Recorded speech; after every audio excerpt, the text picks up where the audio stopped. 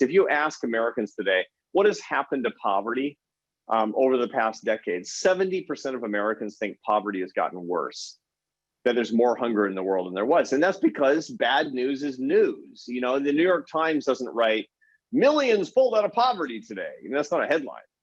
And so the result is people think things have gotten worse, and they're wrong. It turns out that 80% of starvation level poverty has been eradicated since I saw that picture of that boy. So what happened was I learned that in my 20s when I was working as a musician. I learned that 80% of world poverty had been eradicated. And I went in search of the reasons for that. And I found that there were 5 things that fundamentally changed the world. They did not include the United Nations, the World Bank, or the International Monetary Fund, or USAID. Those are all great things, by the way. I'm not casting aspersions.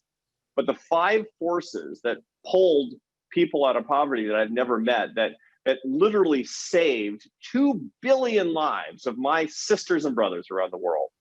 They were globalization, free trade, property rights, the rule of law, and the expanding culture of free enterprise that came from the United States of America.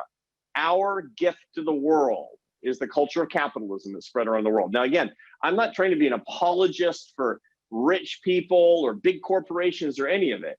The thing I care about the most is people living at the margins of society. I'm committed to the idea of poverty alleviation. I'm a Christian, but more than that, I'm an American, and I care about people around the world.